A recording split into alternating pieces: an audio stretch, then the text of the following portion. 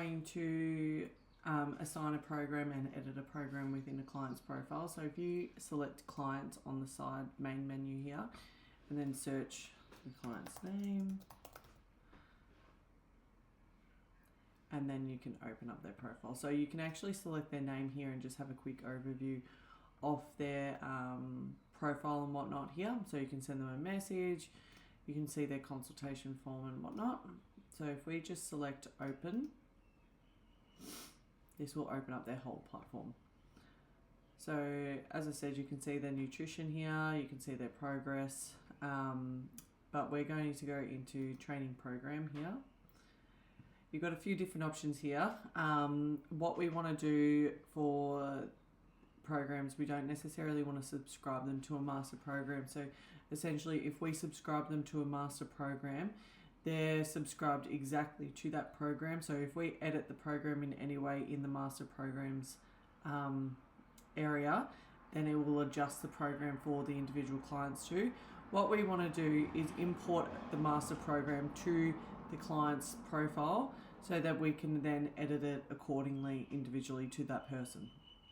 Another really easy way to do it is if you have almost identical programs for clients, you can actually import it from another client. So that way, if you have edited the master program for an individual client just slightly, like added in an extra day or adjusted some of the movement so it's suitable to do at home or something, you can actually import from another client rather than importing the program. So if we do that, we'll select there, you can select the client and you can select whatever, no, that's not a good one.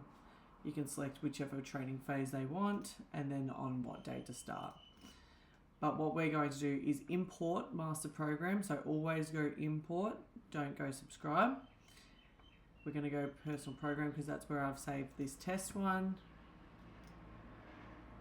We're going to do all the phases and I want this one to start this week. So go yesterday. Import.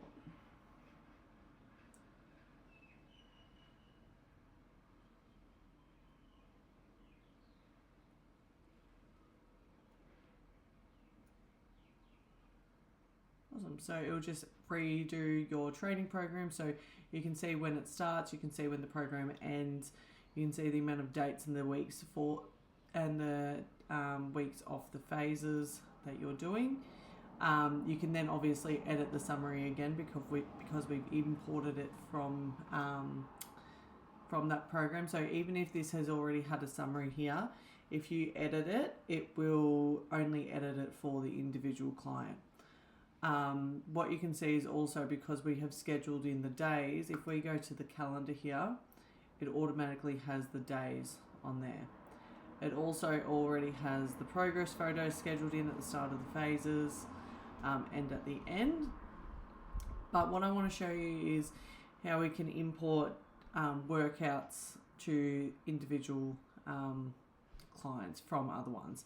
So say for this one, I know that I want to import a circuit-like program. So I'm going to import this from another client, or we can go from master workouts. So I'm going to show you both of them. So master workouts, if we go, master programs, always programs. We don't have individual workouts, so we're always in the program. We go shared program. The strength and conditioning one, we'll go to the first phase, and I want to copy the core and conditioning workout. So now that that's put in there, again, you can edit it, and we're going to schedule that for being a Tuesday.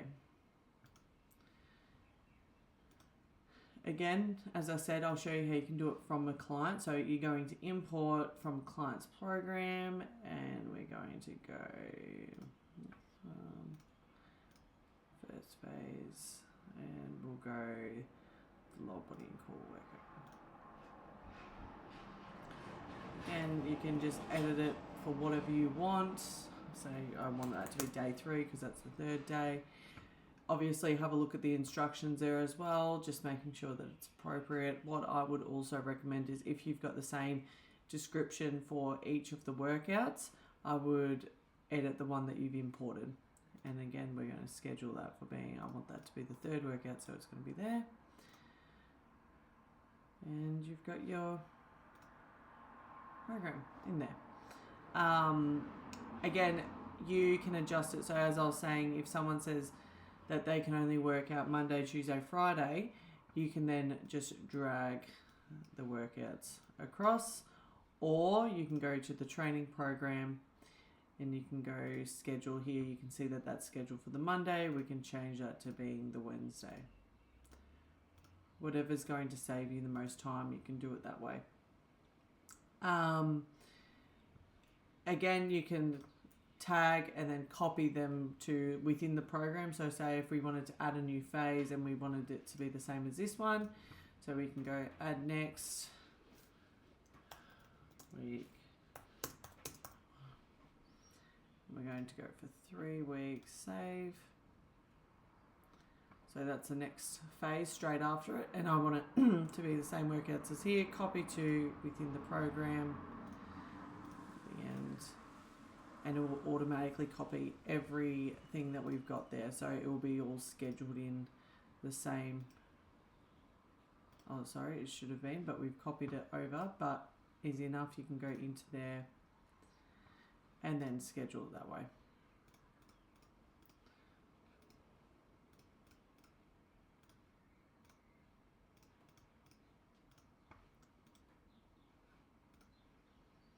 Obviously, this is just showing you how you can chop and change a program to suit the individual client, regardless of what the base program is. So say if you've got a base program, but it's a little bit too beginner level for a client, you can copy it in and then import more difficult workouts within the program to up the ante a little bit.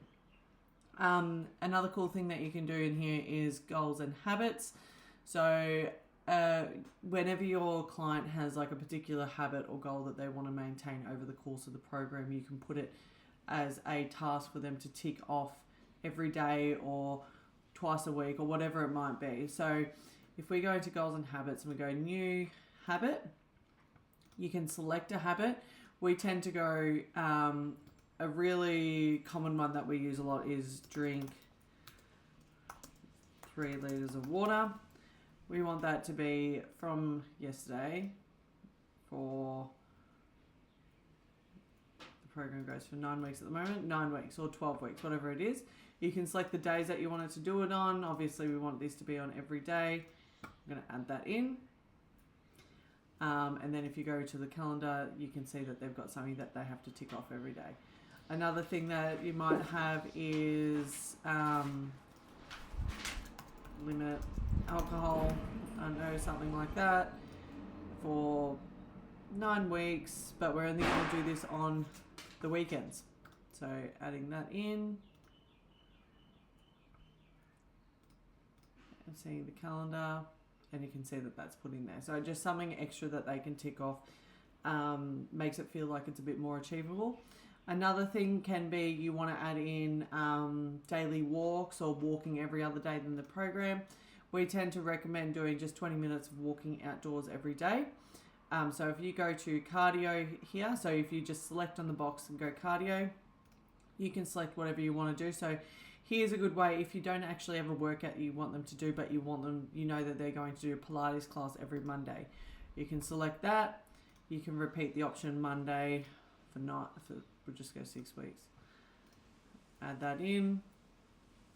And again, they don't have a workout there, but they can actually tick off that they have done Pilates on that day. And if they change the days for it, they can actually drag it across.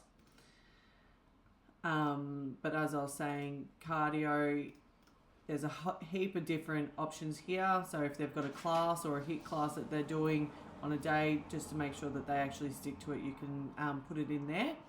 But if we go walking, you can then go distance or you can go time. As I said, we like to do 20 minutes every single day. Repeat options is going to be every day for 6 weeks. I'm just going to go 3. Or you can do every second week as well, if you can see that. So every second week, apply, and then that will add that to the calendar. Only 2 more things.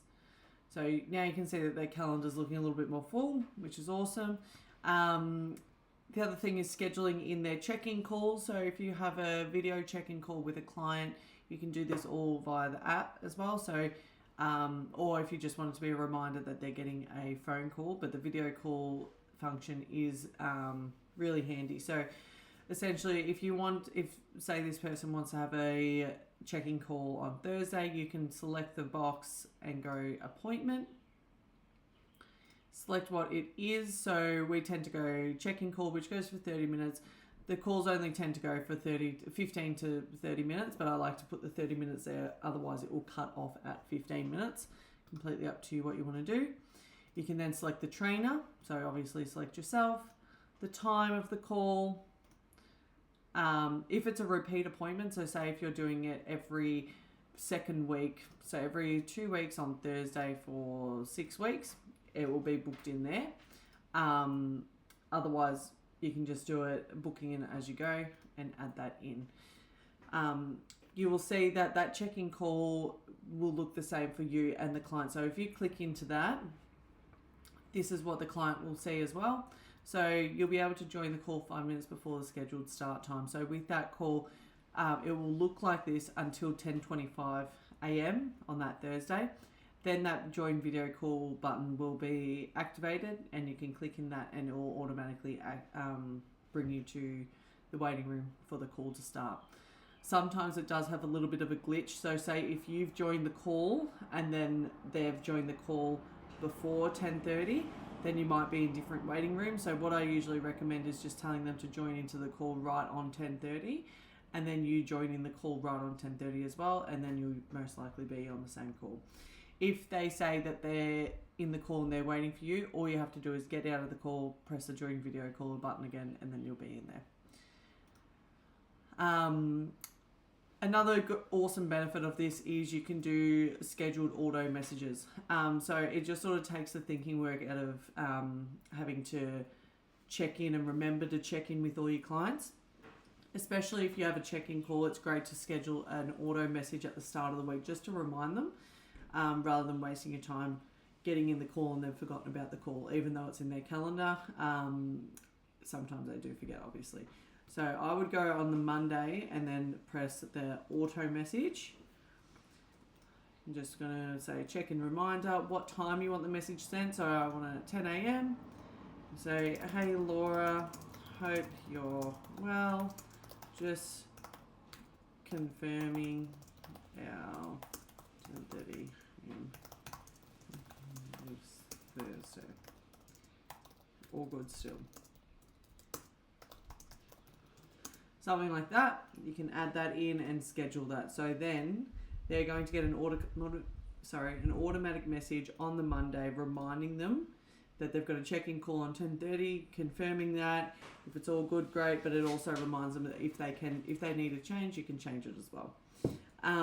But you don't have to just use the auto messages for that. Obviously, it's way more authentic just to actually send them a message once, twice a week just to check in. But if you know that you're going to be away, or if you know that something's coming up in their program that you want to remind them about, say if it's coming into the next phase, you can write a auto message just to make sure that it's all organised and that they know what's going on. The reason that we say it's always best to just send them messages rather than auto messages is because you could be having a conversation with someone via organic messaging on a Saturday, and then on Sunday you've sent an automatic message that you pre-planned 6 weeks earlier, but you've already rehashed some of the stuff that you have included in that automatic message. So then it can be doubled up, it doesn't look authentic, and then obviously the client then thinks that they could be thinking that, they're not even thinking about me. So it's always nice to have authentic messages, but it is a really handy tool for reminders, for check-ins, or any notes for the next phase that you want to remind them of.